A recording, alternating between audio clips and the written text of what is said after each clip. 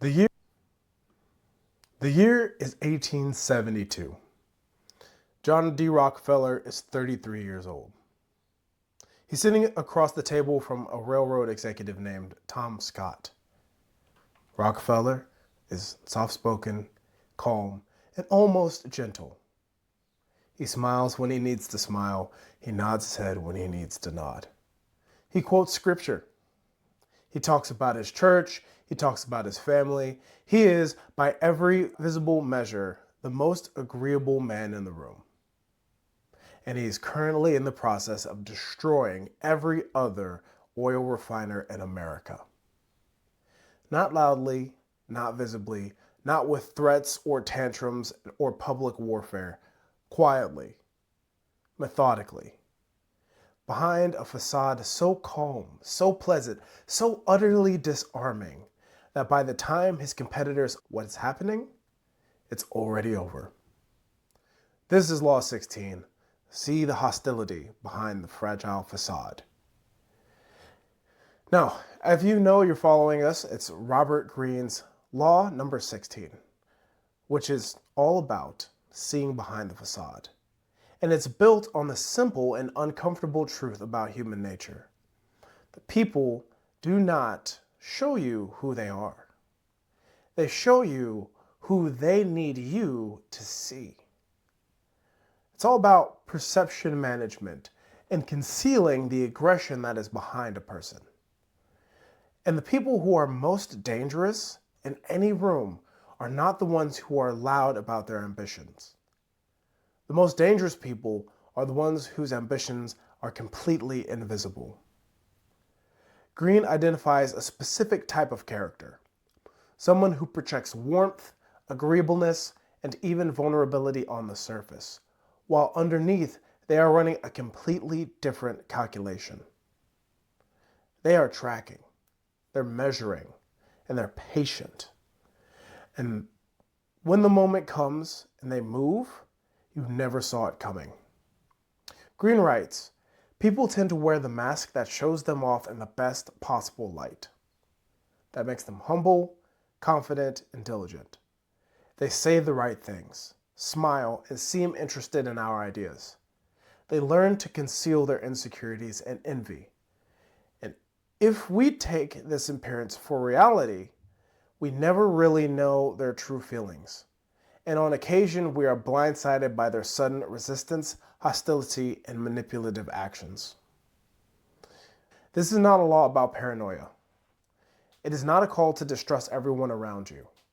It is a call to see clearly, to read beneath the surface, and to understand that a smile is a part of data, but is not the only data. Rockefeller was a tactician behind his facade. Rockefeller was a tactician behind his facade. And to understand this law, you have to be able to understand John D. Rockefeller and what he built and why he built it. By the year 1870, the American oil industry was in chaos. Dozens of small refiners were competing in Cleveland, Pittsburgh, and New York. Prices were volatile, margins were thin, and everyone was scrambling. And Rockefeller saw something that no one else saw. He saw that the chaos itself was the opportunity. And if someone could control the refining capacity, not just to compete within the chaos, but own the structure underneath the chaos, that person would own the industry. He understood that having all the oil in one place was useless, and that the market demanded the oil be moved from one place to the next. So he went into the railroads. And in doing so, he created the South Improvement Company, which was one of the most audacious backroom maneuvers in American business history. Rockefeller negotiated secret deals with the majority of railroads so his refineries would get dramatically lower shipping rates than his competitors. And he would not just lower the shipping rates on his own oil, he would also receive the rebates on every barrel his competitors shipped as well. Every time a rival moved oil, Rockefeller got paid. And he did all of this while attending church on Sunday, while tithing, and while speaking softly and projecting the image of a modest, God-fearing businessman who simply worked harder than anyone else. When the South Improvement Scheme became public, the outcry was enormous. Competitors were furious, and the press called it a conspiracy. Rockefeller simply let the storm pass. He disbanded the South Improvement Company publicly and immediately continued the same strategy through Standard Oil. Within a decade, Standard Oil had controlled over 90% of American oil refining. His competitors were not beaten in a fair fight. They were beaten before they had known the fight had even started. Rockefeller took out his competition without direct confrontation and with perfect politeness. The smile, the scriptures, the apparent reasonableness, all of it a surface designed to keep his competitors comfortable while he moved beneath it. And here's the principle. Rockefeller understood one thing his competitors did not. Competition is not always announced, and rivalry does not always look like rivalry. The person across the table who seems the most kind, the most supportive, the most willing to cooperate, that person has their own interests, and those interests are not always aligned with yours. And that does not make them evil, it just makes them human. Greene is not telling you to become cynical. He's telling you to become aware. And that these are signals, and there are always signals, patterns of behavior that do not always match with the surface presentation. For example, a competitor may speak warmly about you in public, but never refers to anyone to you. A staff member may agree with you and everything that you say in the meeting, and then operates differently when you're not in the room. Someone who presents as fragile or struggling or as no threat may quietly be building something that will eventually compete against you directly. The law is not about finding enemies everywhere. It's about seeing what is actually there and not just what is being presented to you. Now, again, over the course of these videos, you will have seen I've talked about many people in my career in the Air Force and just in business in general. But you have to understand that many of those people are very quick to just appear like they like you. I remember the boss that I had worked for towards the end, and we've talked about him in earlier parts of this series, always came across as super nice. Always came across as charismatic and cool, and all of the captains loved him across the entire region. Until I worked for him. And I figured out how much of a terror he really was to everyone in the office and to all of his commanders. The aggression is not always clear. Some people may be bullying you just outright. But most of the bullies, most of the underhanded deals, most of the subversive comments and the passive aggression all comes from behind a smiling face. From the one you trusted. Now let's bring this into your world.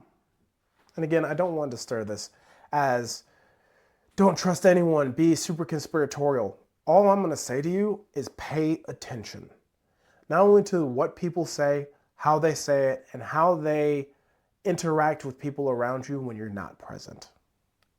The CrossFit community is a culture of support, and that culture is very real. Some coaches may refer athletes to other gyms when someone moves.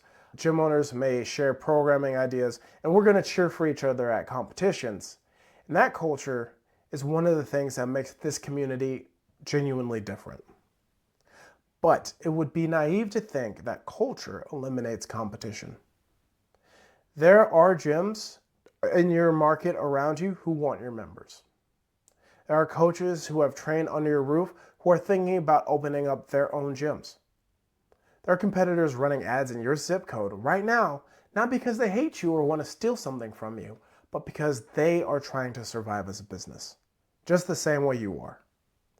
None of this is personal, but all of it is real.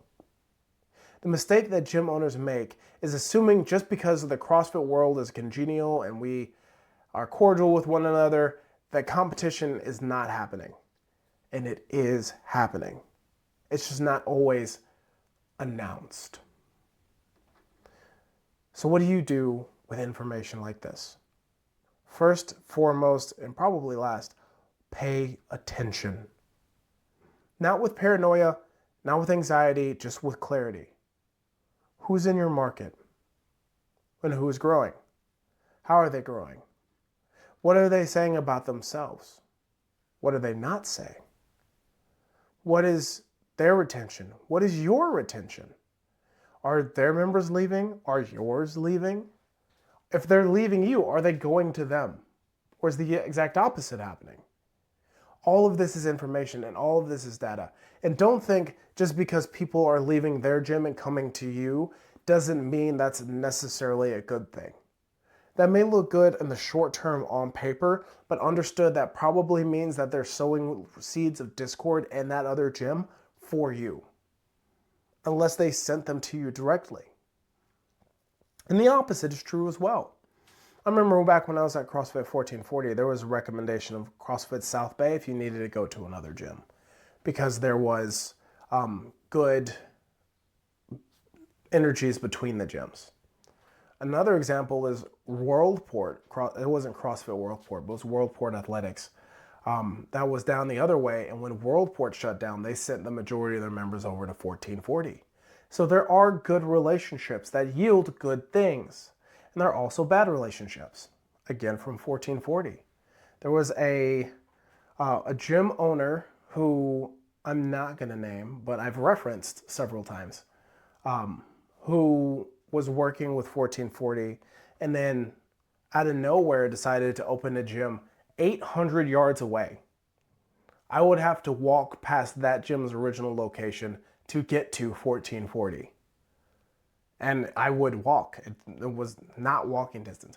The mile route would have gone around both of the gyms. And I'm not saying that to throw anybody under the... I'm just saying that to provoke certain thoughts. And you need to be aware when certain gyms are moving with insidious intentions. When people are moving with insidious intentions. Pay attention to what they say. Pay attention to what they're doing. Pay attention to what they're paying attention to. If we could have superpowers in this world, that would be amazing. The only real superpower we have is our ability to pay attention. Don't piss it away. Pay the attention. It will yield so many more benefits than you could possibly imagine. Not only in opportunities gained, but in calamities avoided. Pay attention. Second, have your own facade. And that's not meant to be deceptive or you to deceive anybody, just to be strategic. Rockefeller was not lying about being a devout man. He was not fabricating a persona. He was just not showing his full hand. And you do not have to announce your growth strategy to your competitors. You don't have to share your membership numbers publicly. You do not have to respond to every move your competitors make. Sometimes the most powerful thing you can do is let them underestimate you. Learn to do some things in private. It's a quote from the Bible, actually, and I'm going to paraphrase it a little bit, but it essentially says, even someone who's mute seems wise to others. Or a person seems wise even when they shut up. Just don't talk. Don't plug that into Google, it'll come up. Third, we need you to compete in depth, not in just noise. And I think that's something that gets lost today in our surveillance, but our hyper viewership economy, where we want to always be the loudest or be seen the most or say the most audacious thing. None of that matters. None of that matters. People don't attack what they don't see. People don't steal what they don't see. So Don't fall into the trap of thinking that the best strategic move is to just outnoise, outlast, outshow their competitors. Now, as a person who runs a marketing agency, I understand that would be counterintuitive to my business. My business is to make you louder, so what other people see you. But when you're talking about competing against another gym, potentially, yes, you do want to have a bigger market reach by all means, but that's not necessarily going to protect you against the other gym. Does that make sense? As a business owner, you have to think in objectives. If your objectives are to get more people, advertisement is the way to go. If your objective is to not be usurped by another gym, maybe another highly provocative gym, then you need to come up with other ways to defend yourself against them other than being louder.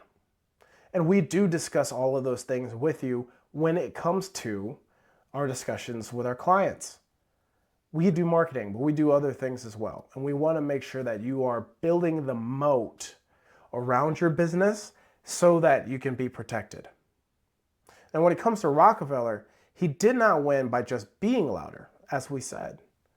He won by building something that was structurally superior underneath a calm surface.